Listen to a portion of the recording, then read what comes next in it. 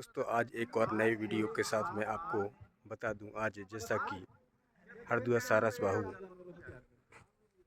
दक्षिण वन मंडल पन्ना अंतर्गत यहाँ पर सभी शासकीय स्कूलों के बच्चों का अनुभूति कार्यक्रम आयोजित किया गया है, जिसमें हमारे डीएफओ साहब पन्ना भी यहाँ पर उपस्थित हैं और सभी छात्र छात्राओं को वनों से संबंधित, जंगली जानवरों से संबंधित सभी विषय की जानकारी यहाँ प्रदान की जा रही है।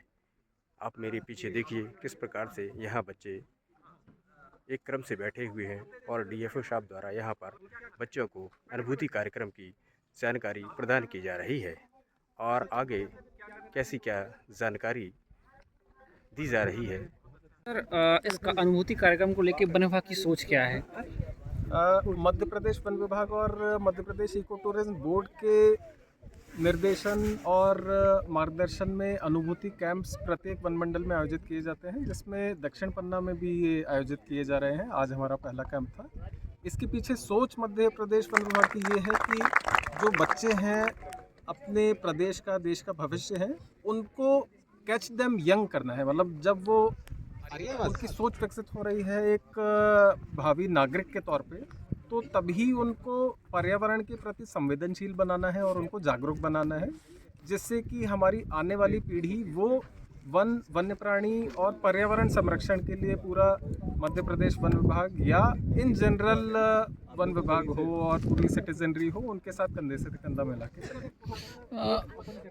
मतलब काफ़ी सालों से वन विभाग ये अनुभूति कार्यक्रम कर रहा है। कैसा फीडबैक मिलता है बच्चों की तरफ से, कैसा सहयोग होता है और बच्चे क्या सीखते हैं इससे? बच्चों की तरफ से बहुत ज़्यादा पॉजिटिव फीडबैक रहता है। इनफैक्ट आज का जो हमारी एक पहल है इस अनुभूति कैंप्स की दक्षिण पन्ना में, पन्ना के असली हीरे, उसमें आज के जो हमारे गेस्ट थे प्रियांशु पांडे जी, वो भी आज से 7 साल पहले, 8 साल पहले अनुभूति कैंप में उन्होंने पार्टिसिपेट किया था। उस अनुभूति कैंप, एक दिन के कैंप ने उनके विचारों को काफ़ी ज़्यादा इम्प्रूव किया और उसका कहीं ना कहीं उनको मदद उनके MPPSC के इंटरव्यू में भी मिली। और ऐसी सी कहानी कई हज़ारों बच्चों की भी रहती है। उनको एक दिन में ना सिर्फ मनोरंजन होता है बल्कि कई सीख भी मिलती हैं जो पूरे जीवन पर्यंत उनके साथ रहती हैं। सर, बहुत सारे ऐसे छात्र छात्राएँ हैं और बहुत सारे आम लोग भी हैं जो अनुभूति कार्यक्रम में भाग नहीं ले पाते हैं, उनके लिए कुछ संदेश? ऐसे बच्चे जो भाग नहीं ले पाते हैं, वैसे हमारा प्रयास तो ये रहता है कि हर साल हम स्कूल्स रोटेट करते रहें, बट फिर भी जो नहीं पार्टिसिपेट कर पाते उनके लिए वन विभाग के वनकर्मी स्कूलों तक जाते हैं और कई अलग अलग आउटरीच के कार्यक्रमों के माध्यम से उनको जागरूक करते हैं। जैसे कि जुलाई के महीने में वर्ल्ड स्नेक डे और नागपंचमी के दौरान हमने अलग अलग स्कूलों में एक विशेष तौर के snake and ladder games distribute किए थे और कुछ इन्फोग्राफिक्स डिस्ट्रीब्यूट किए थे। इसके अलावा भी कई सारे प्रोग्राम्स रहते हैं और बाकी सभी बच्चों के लिए एक जो महत्वपूर्ण संदेश है वो ये है कि हम सभी को पर्यावरण प्रेमी बनना है और पर्यावरण को संरक्षण करके ही आगे भविष्य हमारा सुरक्षित कर सकते हैं। अन्यथा हम देख ही रहे हैं कि देश के महानगरों की स्थिति कैसी है, वहाँ पे सांस लेना भी दुष्कर हो गया है। तो ऐसा हमारे देश के दूसरे इलाकों में ना हो, उसके लिए पर्यावरण संरक्षण के लिए सभी को पूरा प्रतिबद्ध रहना चाहिए और प्रयास। मैं अभी आपको सुन रहा था तो आपने सर्व विशेषज्ञों की बात की, पर रियलिटी में है कि सर्व विशेषज्ञ अभी बहुत कम संख्या में है। हम वन विभाग इसको कैसे वन रक्षकों को ट्रेनिंग दे सकता है, किस तरह से इसमें पार्टिसिपेट कर सकता है, ताकि वन रक्षकों को क्या उनको हम ट्रेन कर सकते हैं या जो सर्व पकड़ने के लिए ट्रेनिंग होती है? हाँ, तो इस पे दिशा में हम कैसे काम कर सकते हैं? सर्प पकड़ने के लिए ट्रेनिंग्स कुछ आयोजित की जाती हैं वन विभाग के द्वारा भी, बट ये एक काफ़ी रिस्की काम रहता है। तो इसमें शॉर्ट लिस्टिंग और सिलेक्शन ये काफ़ी महत्वपूर्ण होता है।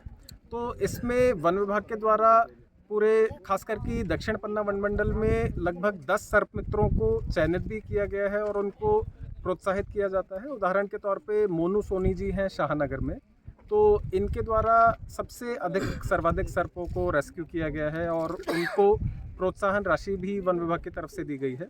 बट हाँ, आपका सुझाव काफ़ी महत्वपूर्ण है। आने वाले समय में भी हम कुछ और सर्प मित्र आइडेंटिफाई करके उन्हें और बेहतर प्रशिक्षित करके और कुछ उनको सेफ्टी इक्विपमेंट प्रोवाइड करने का प्रयास सर अभी जो गांव देहातों में चर्चा आ रही है, बंदरों का काफ़ी आतंक है सर, उससे कई बहुत बड़े नुकसान भी हो रहे हैं, तो इसके लिए आपके विभाग द्वारा कोई विशेष ठोस कदम?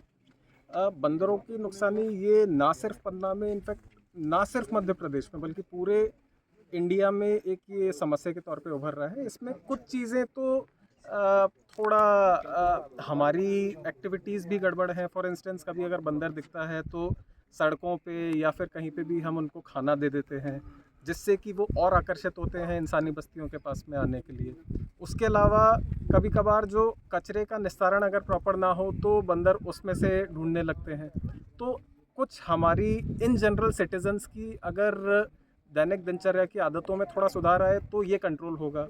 बाकी इसके अलावा वन विभाग के स्पेसिफिक प्रयासों की अगर बात की जाए तो हम आने वाले जो वर्षा ऋतु का सीज़न है उसमें अधिकाधिक फलदार पौधे लगाने का प्रयास करेंगे, जिससे कि आने वाले समय में बंदरों को भोजन की भी जो व्यवस्था है वो जंगलों में ही हो जाए, रादर दैन उनको जंगलों से बाहर न जाना पड़े। धन्यवाद चलो, ठीक सर है। एक और क्वेश्चन है, आपके द्वारा पूर्व में सांप सीढ़ी के माध्यम से एक जागरूकता अभियान चलाया गया था, वो काफ़ी सफल रहा और मैंने भी देखा बरसात के सीज़न पे लगभग 85 से 90 लोगों की ऐसे सांप सीढ़ी के माध्यम से, जागरूकता अभियान के माध्यम से उनकी जान बच पाई।